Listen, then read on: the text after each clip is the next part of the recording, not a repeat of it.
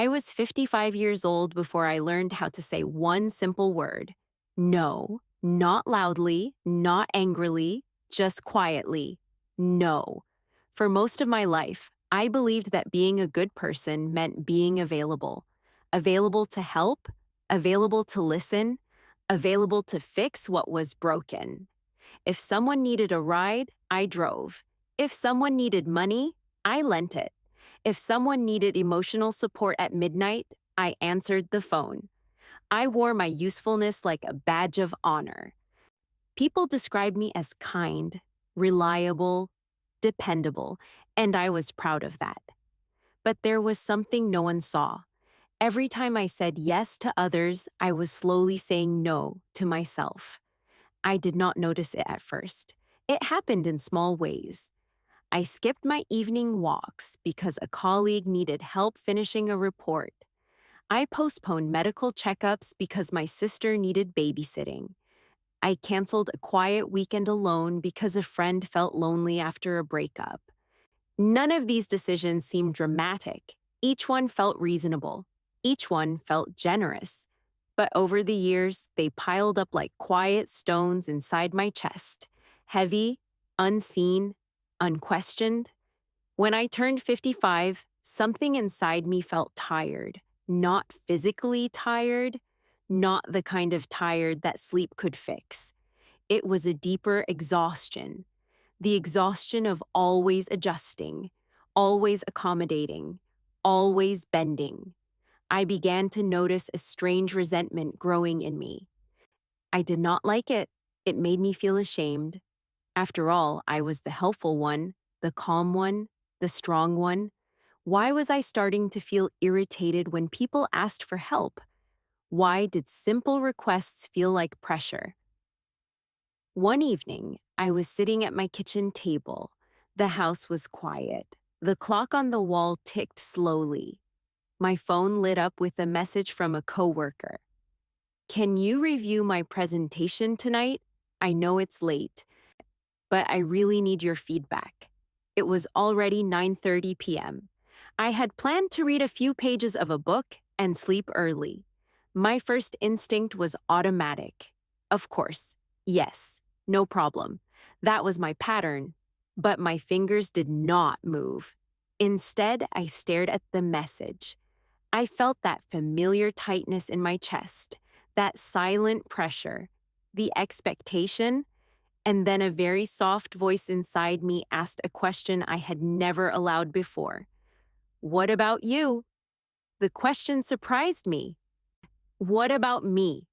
I had never considered my own schedule as something important. My time was flexible. My energy was expandable. My needs were negotiable. Or at least, that is what I had believed. I put the phone down. I stood up and walked to the window. Outside, the streetlights were glowing softly. Most houses were dark. People were resting. Why did I feel guilty for wanting the same? I picked up the phone again. My heart was beating faster than it should have for such a small decision. It felt ridiculous. It was just a message, just a simple request. But to me, it felt like standing at the edge of a cliff. Because if I said no, who would I be? Would I still be kind? Would I still be dependable? Would people see me differently? Would they stop asking? And if they stopped asking, would I stop mattering? That fear was real. For many years, I connected my value to my usefulness. If I was needed, I was important. If I was helping, I was worthy. Saying no felt like erasing myself from the story, but something inside me was too tired to continue the old pattern. So I typed slowly. I'm sorry, I won't be able to review it tonight. I need to rest. I hope it goes well tomorrow. I read the message 3 times. It looked polite. It looked reasonable. It looked normal. But to me, it looked revolutionary. My thumb hovered over the send button for several seconds. Then I pressed it. After sending that message, I felt something unexpected. Silence. No explosion, no immediate rejection, no dramatic consequence, just silence. A few minutes later, my coworker replied, "No worries, I understand. Thank you anyway." That was it. No anger, no disappointment, no accusation, just understanding. I stood in my kitchen staring at the screen. Was it really that simple? That night, I slept better than I had in weeks. Nothing extraordinary had happened. The world had not changed, but something inside me had shifted. For the first time, I had protected a small piece of my time, a small piece of my energy, a small piece of myself. In the days that followed, I began to observe my life more carefully. I noticed how often I agreed to things automatically. Lunch invitations when I was already overwhelmed. Extra tasks at work that were not my responsibility. Family obligations that I accepted without question. Each yes felt like a reflex, not a decision. I began to pause, just for a few seconds, before answering. And in that pause, I asked myself one quiet question.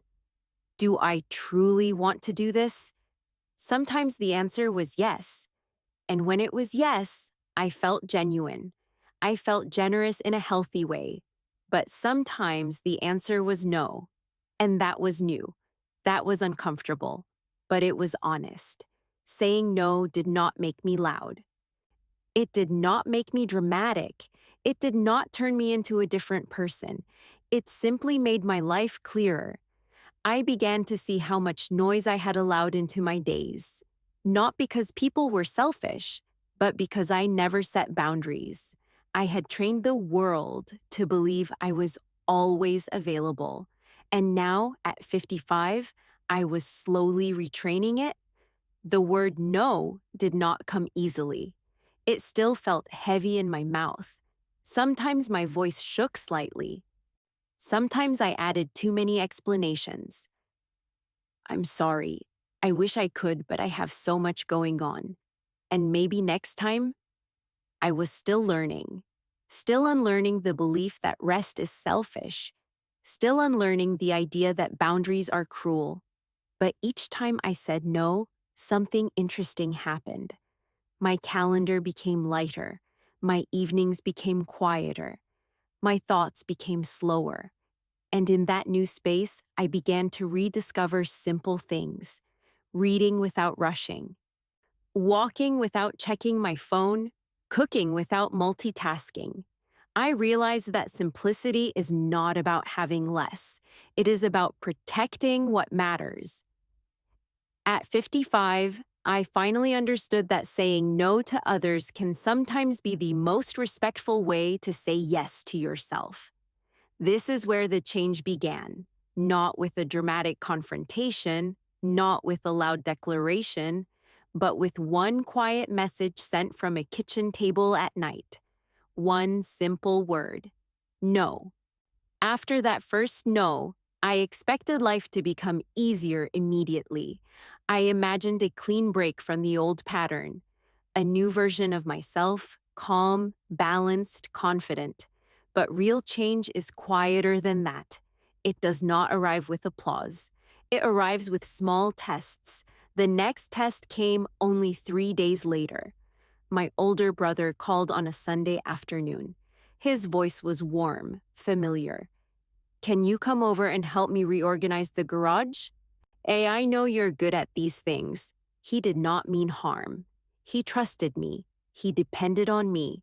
For decades, I had been the reliable one in the family, the one who fixed things, the one who showed up early and left late. I almost said yes before he finished the sentence. Sunday had always been my available day. But that morning, I had made a quiet plan. I wanted to spend the afternoon alone. No tasks, no obligations, just tea, a notebook, and a long walk. A small plan. But it felt important. There it was again, the pause, the space between request and response. Inside that space, two voices argued. The old voice said, "Family comes first. Don't be selfish." The new voice said, You deserve one peaceful afternoon. The old voice was loud. It had decades of practice. The new voice was gentle, still learning how to stand. I can't today, I heard myself say. There was a short silence on the other end of the line. Not angry, not dramatic, just surprised. Oh, okay, my brother replied. Maybe next weekend. That was all. No guilt, no emotional punishment, just a simple adjustment. When I hung up, I felt something unusual. Not pride, not rebellion, but steadiness. As if I had just placed one brick into a foundation that would take time to build. Saying no did not damage my relationships, but it did reveal something important.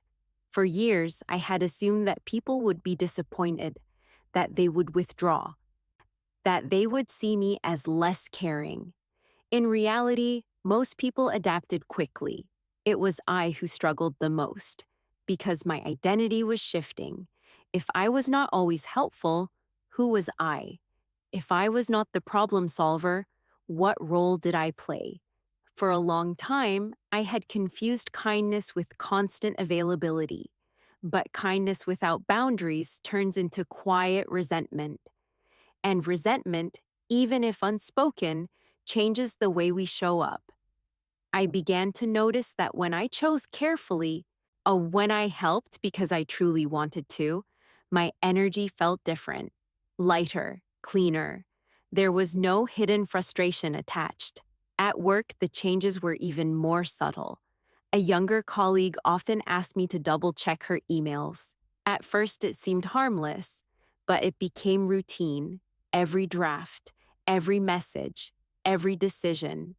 She leaned on me more and more, and I allowed it. Because being needed felt comfortable, it confirmed my value.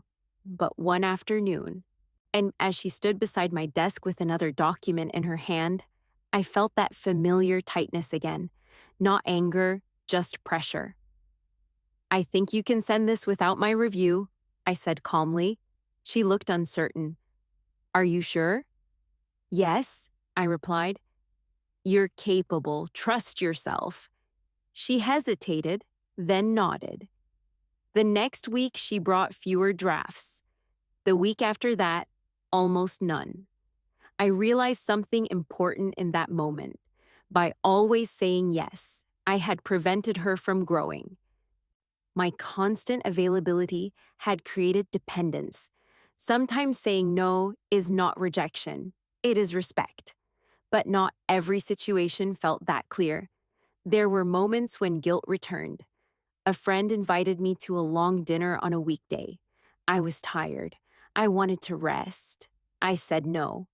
Later that night, I imagined her sitting at the restaurant without me. Was she hurt? Did she think I no longer cared? The mind can create entire stories in the absence of facts. The next day, she sent a simple message. We missed you. Let's plan something soon. That was all. No hidden accusation, no cold distance, just normal life continuing. I began to see how much of my fear had been internal, how many expectations were created by me, not by others.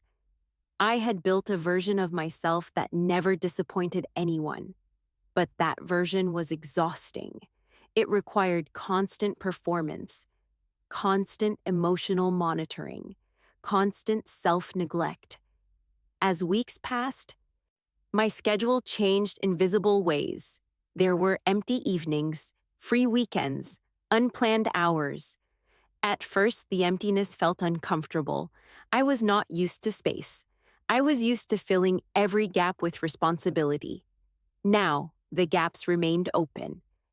And in those open spaces, I noticed things I had ignored for years. The way afternoon light moves slowly across the living room wall, the sound of my own breathing when the house is quiet, the taste of tea when I am not drinking it in a rush. These details had always existed. I had simply been too busy being useful to notice them. One evening, I sat with my notebook again. This time, I wrote a sentence that surprised me. My life is not simpler because I have fewer people in it. My life is simpler because I have fewer unnecessary obligations. That distinction mattered. I was not withdrawing from the world. I was choosing my place in it more carefully. I was still kind, still supportive, still present, but no longer automatic. At 55, I finally understood that boundaries are not walls, they are doors. They allow you to decide when to open and when to close. Before, my door had no lock. Anyone could walk in at any time. Now, I was learning to turn the key gently, not to shut people out, but to protect what was inside. The word no began to feel less sharp, less frightening. It became a tool, a quiet instrument of balance, and each time I used it wisely, my life grew a little clearer, a little calmer, a little more my own. There was a moment when I realized something deeper was changing. It was not just my schedule, it was not just my evenings, it was my tone, the way I spoke, the way I listened, the way I carried myself into a room. For most of my life, I entered conversations prepared to adjust, to adapt, to make space for everyone else's needs first. I would scan the room almost unconsciously. Who looks tired? Who needs help? Who might be disappointed? My attention was always outward. Now, at 55, something had shifted. I still cared, but I no longer felt responsible for everyone's emotional comfort. The shift became clear during a family dinner. We were gathered around a long table, laughter, small talk, plates being passed from hand to hand. At some point, the conversation turned toward holiday plans. My sister suggested we host the entire extended family at my house this year, without asking, without pausing. As always, you're the most organized, she added with a smile. The old version of me would have nodded immediately. I would have started calculating seating arrangements, menu ideas, guest lists. I would have absorbed the responsibility without question. But this time, something inside me stayed still. I did not rush to agree. I did not rush to disagree. I simply paused. In that pause, I noticed something important. I did not want to host. Not because I did not love my family, not because I was angry, but because I was tired of assuming the role automatically. I'd prefer not to host this year, I said calmly. The table grew quiet for a few seconds, not hostile, just surprised. Oh, my sister replied. Really? Yes, I said. I'd love to attend, but I don't want to organize it. There was no long explanation, no defensive tone, just clarity. The conversation shifted. Someone else offered their home. Plans continued. The world did not collapse. But inside me, something solid formed. For the first time, I had declined a family expectation without guilt, without apology beyond politeness, without emotional negotiation. That evening, as I drove home, I thought about how many roles I had accepted without choosing. Reliable sibling, available colleague, always there friend. These roles had shaped my identity, but I had never asked whether they still fit. At 55, I began trying on a new role. The one who chooses deliberately, the one who answers honestly, the one who does not confuse sacrifice with love. The more I practiced saying no, the more I noticed something subtle. People began respecting my time more. When I agreed to something, they knew I truly meant it. When I declined, they accepted it more quickly. It was as if my boundaries created clarity for everyone else. There were fewer misunderstandings, fewer hidden frustrations. And something else surprised me. I started to feel lighter in conversations. When someone asked for help and I truly wanted to assist, my yes felt strong, clean, free of obligation. Before, my yes had been automatic. Now, it was intentional. And intention carries a different energy. But the most powerful no was not spoken to others. It was spoken to myself. One Saturday morning, I woke up with a long list in my head: fix the leaking faucet, respond to unanswered emails, call the insurance company, rearrange the storage closet. The list was endless. Even on a free day, I pressured myself to fill it with productivity. That had been my habit for decades. Rest felt indulgent. Stillness felt lazy. But that morning, I stood in the kitchen holding my coffee, and I said something quietly inside my own mind. No. No to constant productivity. No to measuring my worth by output. No to the idea that every moment must be optimized.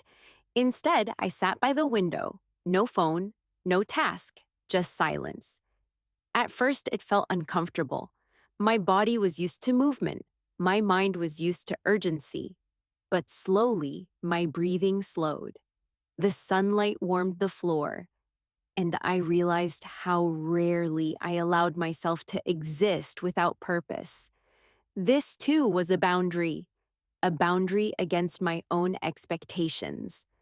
As months passed, the simplicity in my life deepened. My calendar contained fewer obligations. My phone felt less demanding. My thoughts felt less crowded. But simplicity is not emptiness. It is clarity. It is knowing what matters and releasing what does not. I began investing more time in meaningful conversations, walking without checking messages, cooking slowly instead of rushing through meals. Small things, ordinary things, but done with presence. I realized that for years, I had been busy performing reliability. Now, I was practicing authenticity. There is a quiet power in authenticity. It does not shout. It does not demand attention. It simply stands steady. When you say no calmly, without aggression, without guilt, without apology beyond respect, you teach others how to treat you. Of course, not every moment was perfect. There were still times when I overcommitted, times when I slipped into old patterns, but now I noticed it immediately. And awareness itself is a kind of strength. The biggest change was internal. I no longer feared disappointing others as much. I feared disappointing myself, not by failing, but by abandoning my own needs repeatedly. At 55, I finally understood something that had taken decades to learn. You can be kind without being constantly available. You can be generous without being exhausted. You can love deeply without sacrificing your boundaries. And sometimes, the most powerful word in the room is the quietest one: no. There was a time when I believed strong people endured everything. They tolerated. They adjusted. They absorbed pressure without complaint. I admired people who seemed endlessly accommodating, people who never said no. I thought that was maturity. Now, at 55, I see it differently. Endurance without boundaries is not strength. It is quiet self-erasure. The real test of this new version of me came at work. Our department was going through changes, budgets tightening, expectations rising. One afternoon, my manager called me into her office. She spoke carefully, professionally. "We need someone to temporarily take on an additional project. It's complex and it requires experience. I immediately thought of you." Of course she did. I was dependable, experienced, calm under pressure, the perfect candidate. She continued explaining timelines, late evenings, extra coordination, unclear support.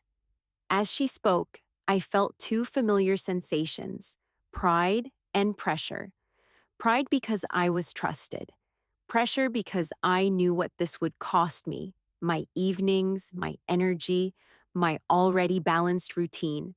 The old version of me would have accepted before she finished the explanation, not even out of fear, out of habit. But this time, I listened fully. I asked questions. I requested details. I gave myself space to think. "I appreciate you considering me," I said slowly, "but I'm not able to take on something additional right now." The sentence felt steady, not defensive, not apologetic, just clear. She looked surprised. "Is it about workload?" she asked.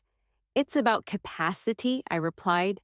"I want to continue doing my current responsibilities well. Taking this on would compromise that."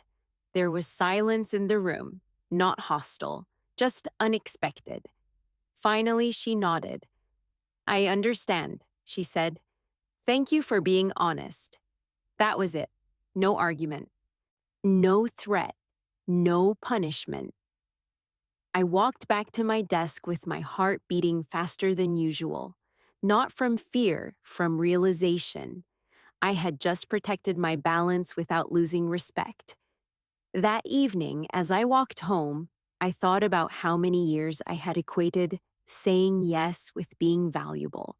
But value is not measured by exhaustion.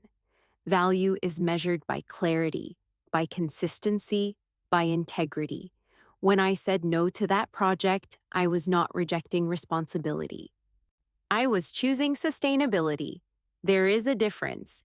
And at 55, sustainability matters more than proving yourself. The most surprising change came in how I felt about other people's reactions. In the past, even a slight shift in someone's tone would disturb me. If someone sounded disappointed, I would replay the conversation for hours. Did I hurt them? Did I seem selfish? Now, I still noticed tone, but I did not internalize it the same way. A disappointment is not disaster. Other people are allowed to feel what they feel, and I am allowed to choose what I can handle. That understanding brought immense relief. For decades, I had carried emotional responsibility that was not mine. I tried to prevent discomfort in others, but discomfort is part of life, and shielding everyone from it is impossible. When I stopped trying, my life became lighter. There was also a deeper layer to this transformation. I began saying no to things that had no voice, to noise, and to clutter, to unnecessary obligations I had created for myself. I unsubscribed from emails that filled my inbox with urgency. I declined social invitations that felt draining instead of nourishing. I even reduced news consumption when I noticed it left me anxious. Each small decision was a quiet statement. My energy matters, my peace matters, my time matters. One evening, my neighbor knocked on my door. He often needed help with minor repairs. I genuinely liked him. He was kind and appreciative. But that night, I had just sat down to read after a long day. He explained a small plumbing issue. It would probably take an hour. I felt the familiar tension, the desire to be helpful, the reluctance to give up my quiet evening. "I can't tonight," I said gently, "but I can take a look tomorrow afternoon." He smiled. "Of course, no problem." And just like that, balance was maintained. I did not abandon him. I did not sacrifice myself. I simply adjusted the timing. This too was part of learning to say no. It does not always mean refusal. Sometimes it means redefining the terms. As the months passed, I noticed something unexpected. People began coming to me for advice about boundaries. A colleague asked how I managed my workload so calmly. A friend admitted she felt overwhelmed by constant commitments. I did not preach. I did not offer strict rules. I simply shared my experience. That saying no is not an act of rebellion, it is an act of alignment. Alignment between your capacity and your commitments, alignment between your values and your actions, alignment between who you are and how you live. I began to see that quiet power is not about control. It is about choice, not loud choice, not dramatic declarations, just steady, deliberate decisions. When you say no calmly, you communicate confidence. You show that your yes is meaningful. You show that your time is intentional. You show that you trust yourself enough to protect your limits. At 55, I no longer need to prove my dedication through exhaustion. I no longer need to demonstrate kindness through overextension. I can be both compassionate and boundaried, supportive and selective, present and protected. Simplicity did not arrive overnight. It arrived through repetition, through dozens of small no's, through moments of discomfort that passed quickly, through learning that most fears about rejection are exaggerated by our own imagination. And with each small boundary, my life grew clearer, my evenings quieter, my mind steadier. I am still learning, still adjusting. But one truth remains steady. The word no, when spoken with respect and calm, does not shrink your life. It shapes it. There was a morning, not long after my 55th birthday, when I stood in my kitchen holding two pieces of paper. One was an invitation to join another committee at work. The other was a small note I had written to myself the night before. It said very simply, "You are allowed to say no." For most of my life, that sentence would have felt selfish, or rude, or irresponsible. I had built my identity around being reliable, being helpful, being the person who never caused trouble. If someone needed a volunteer, I raised my hand. If someone asked for a favor, I adjusted my schedule. If someone complained about being overwhelmed, I quietly took some of their weight. I thought this was kindness. I thought this was strength. But over the years, something inside me grew tired. Not angry, not dramatic, just tired. At 55, I began to see a quiet truth. Every time I said yes to something I did not truly want, I was saying no to something else. Usually, that something else was me. For decades, my days were full of meetings, full of errands, I'm full of conversations I did not have the energy for, full of responsibilities I had not chosen but had accepted. I told myself this was what adulthood looked like: sacrifice, endurance, being needed. But being needed is not the same as being fulfilled, and endurance is not the same as peace. The invitation in my hand that morning was for a new project. "It won't take much time," my manager had said. "You're so good with people. We really need someone dependable." Those words used to feel like praise. Now they felt like a quiet trap. Not because the project was bad, not because my manager was cruel, but because I knew the pattern. It would start small: a meeting here, an email there, then late evenings, then weekends, then that familiar tightness in my chest when I looked at my calendar, and I would smile and say, "It's fine," but it would not be fine. The note in my other hand felt almost childish. "You are allowed to say no." I had written it after a long conversation with my daughter. She is in her 30s, confident, clear, not unkind, but firm. She had watched me cancel a small dinner with a friend because a colleague needed just a bit of help. After I hung up the phone, she looked at me gently and asked, "Dad, did you actually want to help tonight?" I hesitated. "I mean, they needed me." "That's not what I asked," she said softly. "Did I want to?" I realized I did not even know how to answer that question anymore. For so long, my measure had been, is this useful? Is this responsible? Is this what a good person would do? I rarely asked, is this right for me? That night, after she left, I sat alone in the living room. The house was quiet, my wife had already gone to bed. I looked around at the furniture we had chosen together years ago, the photos on the wall, the small signs of a life that had moved quickly, year after year. I had been so busy being dependable that I had never learned how to be deliberate. Saying yes had become automatic, like breathing, like tying my shoes. I did not blame anyone for this. No one had forced me. There was no villain in my story, only habit, only fear. Fear of disappointing people, fear of being seen as difficult, fear of losing my place. At 55, you start to feel time differently. You no longer think in decades, you think in seasons. You count how many summers might be left where you still feel strong. You notice how quickly a year passes, and you begin to ask quieter, more serious questions. How do I want to spend what remains? Who do I want to be, now that I understand myself a little better? That morning in the kitchen, I made tea. I sat down at the table. I read the invitation again. It was polite, professional, reasonable. Then I read my note again.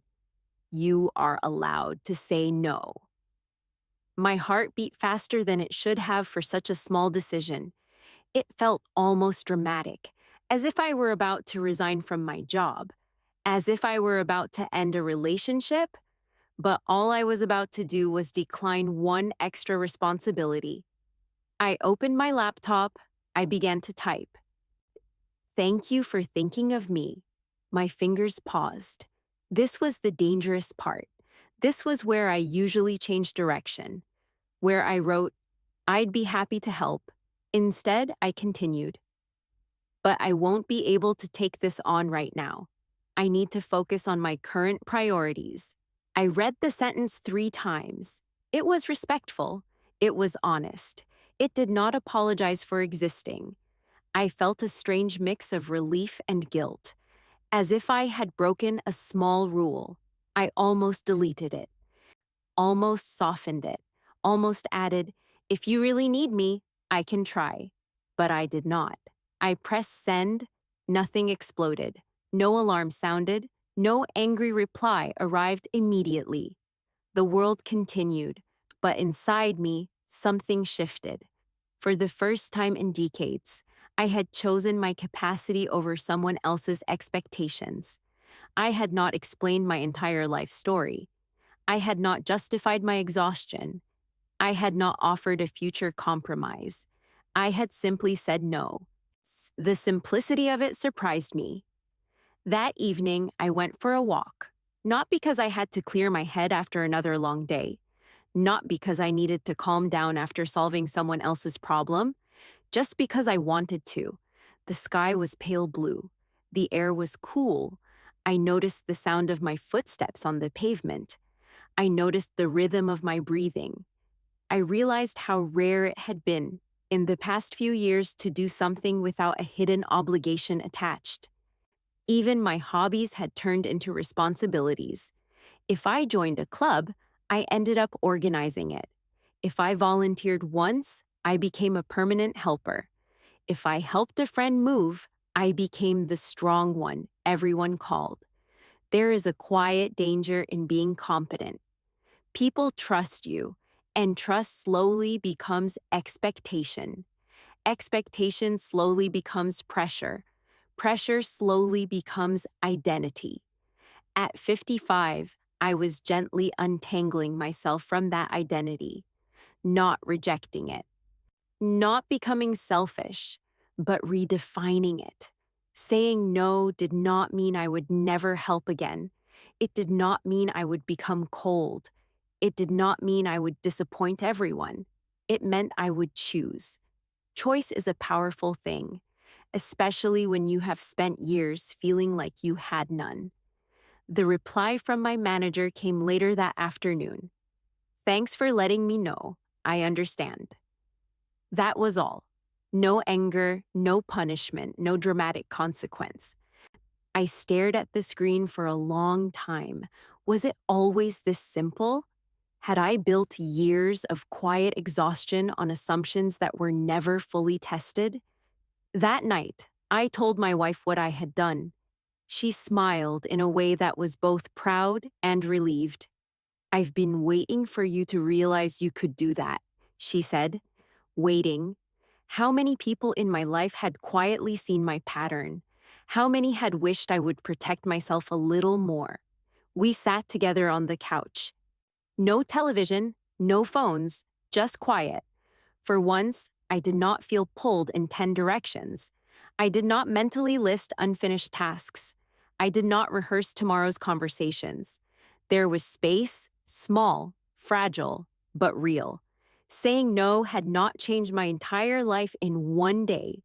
It had not removed all stress. It had not solved every habit. But it had opened a door to simpler decisions, a door to quieter evenings, a door to a version of myself that was less busy proving his worth. At 55, I am not trying to become someone new. I'm trying to become someone honest. Honest about my limits, honest about my energy, honest about what I truly value. And sometimes honesty sounds like a very soft word. No. If you are listening to this and you are younger than me, you might think this lesson comes too late. If you are older, you might wonder if it is too late for you. I can only speak from where I stand. At 55, I have discovered that boundaries are not walls. They are doors with handles on both sides. You can open them. You can close them. You can decide who enters. And when you do, something beautiful happens. Life becomes simpler, not because there is less to do, but because there is less pretending. I am still learning. I still feel the old instinct to agree. I still feel a small sting of guilt sometimes. But each time I choose carefully instead of automatically, I feel steadier, calmer, more aligned with the man I want to be in the years I have left. Saying no did not make me louder. It made me clearer. And in that clarity, I found a quiet kind of power.